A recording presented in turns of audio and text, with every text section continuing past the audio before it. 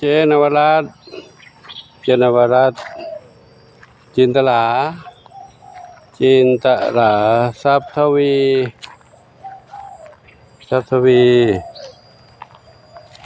ส้มอ่อนไม่ใช่ท้องอ่อนนอนเล่นตัวนี้ก็ลงเด้อหลวงปู่จะไปดูน้องเหมียวในบ้านก่อนน้องเหมียวน้องกระต่ายเหมียวเล็กเหมียวใหญ่ในบ้านก่อนเนาะ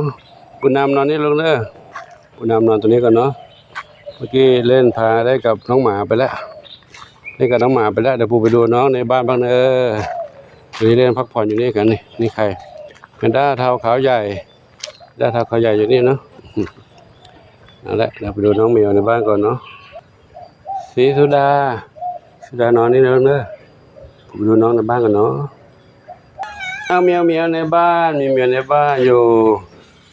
ในบ้านนี้สบายใจเนาะทักทายกันหน่อยปู่ไปภารกิจกลับมาแล้วนี่ใครเอ่ยหนึ่งเดียวกับหนึ่งอนงนอนนี่เนาะร่างกายนิมนต์ชัยเขาเทาเจดีชวนฝันใหญ่สีหน้าส้มกับพี่ส้มขาวใหญ่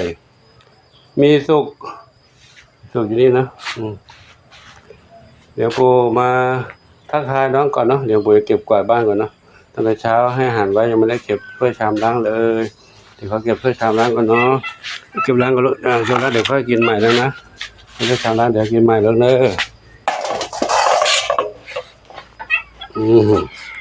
ไปตั้งแต่เช้าแล้วปุยฝ้ายนอนอยู่นั่งเลยปุยฝ้ายหลับสบายเลยลูกปุยฝ้ายกับน้ำเพชรอยู่นี่นะพวกเก็บถ้วยชามล้างเนาะเดี๋ยวไปเก็บกระบะทรายลงเลยเดี๋ยวแป๊บนึงนะทำงานไปด้วยถ่ายคลิปไปด้วยให้FCได้ดูกันเนาะน้องเหมียวอยู่กันยังไง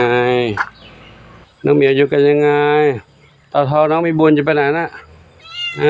ตาทองน้องบุญปีนกระแพงออกแล้วจะไปไหนลูกจะไปไหนหลวงตกมาหงายท้องปิ้นถ้าหงายท้องแล้วปิ้นกลับไปได้นะลูกไม่ปีนแล้วลูกออกมาแล้วอ๋อนั่นออกมาแล้วไม่ปีนแล้วลูกนะมาเดี๋ยวปู่ช่วยเด้อเดี๋ยวหงายท้องกลับไม่ได้แล้วนี่นะเดี๋ยวอยู่ข้างล่างนั่นนะเดี๋ยวอยู่ข้างล่างนิดนึงก่อผักบุ้งไม่ต้องปีนออกไปแล้วไม่ต้องไปไหนแล้วข้างนอกอันตรายข้างนอกเจอแต่สารพิษยาพิษนะข้างนอกนะอยู่นี่สบายดีแล้วเนาะมีเหมียวช่วยดูหน่อยเร็วเต่าทองจะหนีไปไหนไม่รู้เต่าทองจะหนีไปเที่ยวข้างนอกไม่ให้ไปเนาะอยู่ที่นี่นะนี่ปลอดภัยแล้วนี่มีหญ้ามีอาหารกินมีที่พักปลอดภัยเนาะไม่มีสารเคมีข้างนอกสารเคมีตรงนี้เขากำลังปลูกข้าวกันไถนาพ่นยาฆ่าหญ้านี่ใครเอ่ยน้องอะไรลูกดวงฤดีอยู่นี่ดวงฤดีทองเล็กบุญสมเมื่อกี้ใครอยู่บนหลังคา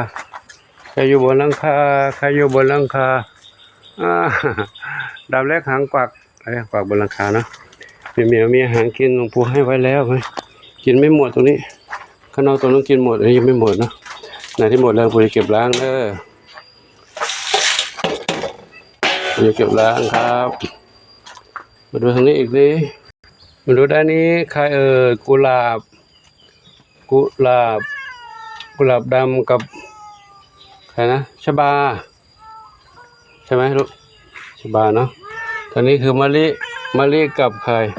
มะลิกับพี่กูลอยู่นี่เนาะลูกเนาะแม่งออกไปเนาะเดี๋ยว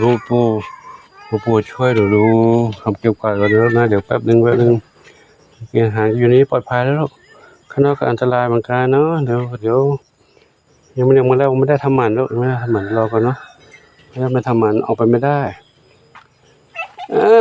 อะไรเจดีทำแล้ว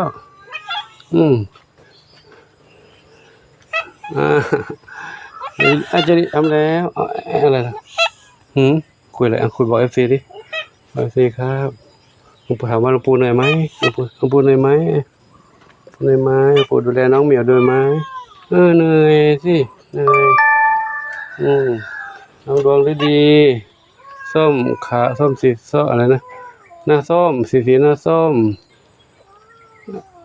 เจดีเดี๋ยวไปดูน้องกระต่ายนี่กระต่ายอยู่ตรงนี้2กระต่ายอยู่ตรงนี้2กระต่ายนอนสบายใจเลยเนาะตรงนี้เนาะเดี๋ยวดูตรงนี้ก่อนกระต่ายไม่ได้เปลี่ยนน้ำให้ใหม่เลยจะเปลี่ยนน้ำให้ใหม่เนาะให้น้องเหมียวผลไม้ทั้ง5อยู่กันดีไหมลูกนี่ยังออกไม่ได้หรอกเนาะถ้าออกได้ดีปล่อยแล้วเนี่ยอยู่นี่ไปก่อนแล้วเด้ออยู่กี่วันแล้วเนี่ยอยู่มาหลายวันแล้วเนาะเราทำวัคซีนกับลูกมาทำวัคซีนเลยไม่ได้ทำวัคซีนเลยปู่ไม่พร้อมลูกเด้อรอกันนะมารู้เมื่อไหร่เดี๋ยวปู่อาหารมาให้กินลูกนะเดี๋ยวน้ำมาให้ด้วยลูกเดี๋ยวไปดูบ้านนี้อีกสิดูบ้านนี้ก่อนเดี๋ยวค่อยมาทำเนาะขอถ่ายคลิปให้ดูก่อนนี่ใครนี่เฮงนี่นะเฮงนี่มาเล่นกับย่านี่ก็เล่น3ย่านี่สนามย่าขึ้นรกแล้วแต่ไว้งี้แหละไว้ให้เหมียวก็เล่นถ้าปล่อยน้องกระต่ายมาน้องกระต่ายก็กินหมดปลาบุ้งตัวนั้นปลูกไว้กระต่ายกินมาหมดแล้วกระต่ายเอามากินหมดแล้วกระต่ายน้อยใหญ่นี่กระต่ายหนุ่มน้อยอันนี้3กระต่ายไม่เล่นกับเหมียวอยากไปเล่นกับเหมียวไหมออกมาไม่ออกวะเนาะเดี๋ยวมามีเขาแอบออกมาก็มีเหมือนกันเขาพยายามมุดออกมารีดตัวออกจากช่องนี้ได้อยู่นะมีสองกระต่ายออกมาได้แต่ของตอนนั้นเล็กอยู่รีดตัวมาจากช่องนี้ได้เดี๋ยวพอโตแล้วออกไม่ได้ละและหลวงปู่ขอนำภาพบรรยากาศนี้ให้กับทุกท่านได้รับชมกันที่ก่อนเนาะมีแดดออกแล้วแดดร้อนแล้วเดี๋ยวเก็บกวาดถ้วยชามล้างถ้วยล้างชามให้น้องเหมียวแล้วก็เปลี่ยนน้ำเปลี่ยนท่าเปลี่ยนกระบะทรายให้น้องเหมียวเนาะกินหญ้ากันแล้วน้องเหมียวเป็นอะไรเป็นวัวแล้วเป็นวัวกินหญ้าแล้วเป็นแพะกินหญ้าแล้ว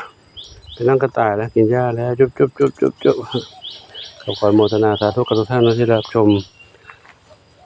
ชีวิตการเป็นอยู่ของน้องเหมียวเดี๋ยววัดพงชัยขออวยพรให้ทุกท่านที่มีความรักความเมตตาต่อน้องเหมียว น้องเต่าน้องกระต่ายน้องหมาน้อยน้องไก่และสัตว์ประหลาดทั้งหลายขอบุญกุศลทั้งหลายจงอวยพรทุกท่านพบความสุขความเจริญมีความสุขกายสุขใจปรารถนาที่ใดก็ได้ทุกความมุ่งมั่นปรารถนาทั่วกันทุกคนทุกท่านเถิดเอามาหาหลวงปู่แล้วเหมียวมาแล้ว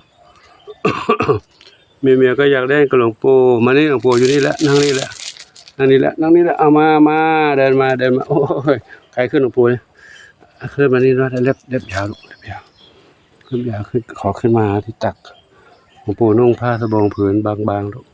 เจ็บเล็บยาวเจ็บอันนั้นขอยุติคลิปไปที่ก่อนเนาะพบกันใหม่คลิปต่อไปช่วยมีสุขสาธุอายุวันโนสุขังพลัง